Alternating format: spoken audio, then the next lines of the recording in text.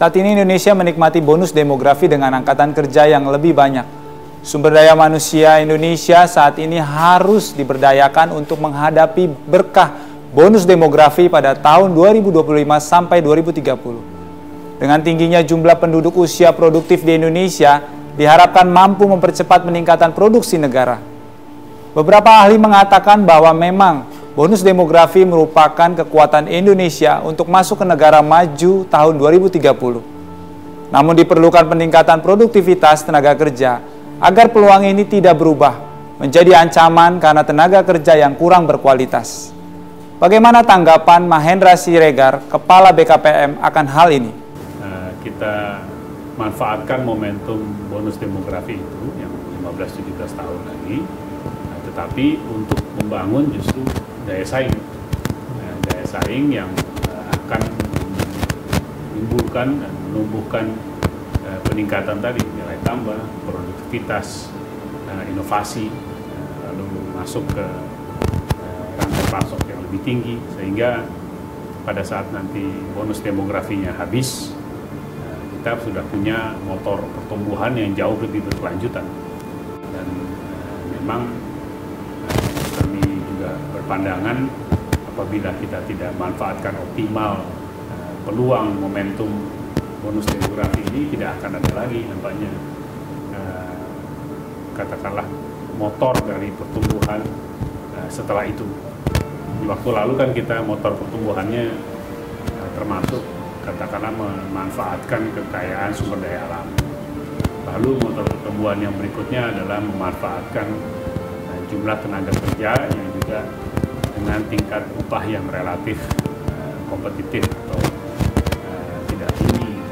Tapi itu pun secara bertahap sudah berkurang karena sumber daya alam, apalagi yang tidak terbarukan, itu kan tidak akan bertahan. Lalu tenaga kerja yang juga berpendapatan ataupun upahnya yang tidak tinggi itu lama-lama akan menjadi tinggi juga karena aspirasi dari serikat pekerja yang membutuhkan dan meminta upah yang lebih tinggi, tentu akan mengakibatkan upah tadi itu relatif tidak bisa bertahan pada tingkat yang sama, sehingga kalau tidak dibarengi oleh daya saing dan produktivitas, maka kita kehilangan peluang untuk mempertahankan pertumbuhan ekonomi. Jadi saya sepakat bahwa ini nampaknya satu kesempatan terakhir bagi Indonesia untuk bisa mempertahankan keberlanjutan pertumbuhan ekonominya tanpa harus terkendala dengan berakhirnya sumber daya alam, lalu tenaga kerja murah maupun konsumsi dalam negeri yang cepat atau lambat ya akan tidak terus-menerus berada dengan kita. Memang di dalam percaturan persaingan global tidak mudah bagi satu negara untuk terlalu menerapkan peraturan yang seketat itu.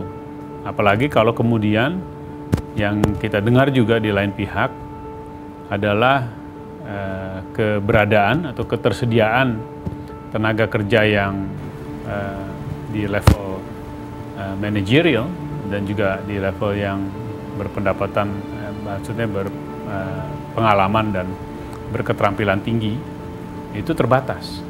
Jadi kita mesti hati-hati dalam menetapkan hal tadi, karena kalau itu dilakukan dengan kaku, maka risikonya adalah investasi itu yang tidak jadi datang. Apalagi kalau memang persoalannya bukan karena tidak mau transfer of knowledge dan transfer of expertise ya, tapi lebih karena ketersediaan di dalam negeri kita. Kalau saya berpandangan agak lebih logis saja ya. Kalau kita memang punya komitmen untuk meningkatkan sumber daya manusia yang berkualitas, maka sebenarnya investasi sumber daya manusia kita secara keseluruhan di pendidikan, di kesehatan maupun di infrastruktur sosialnya ya memang harus konsentrasi ke situ. Yang pada gilirannya justru itulah nanti menjadi sumber potensi pertumbuhan yang akan datang. Sehingga kalau hal itu terjadi sebenarnya tidak perlu dipaksa atau diprasyaratkan, ya.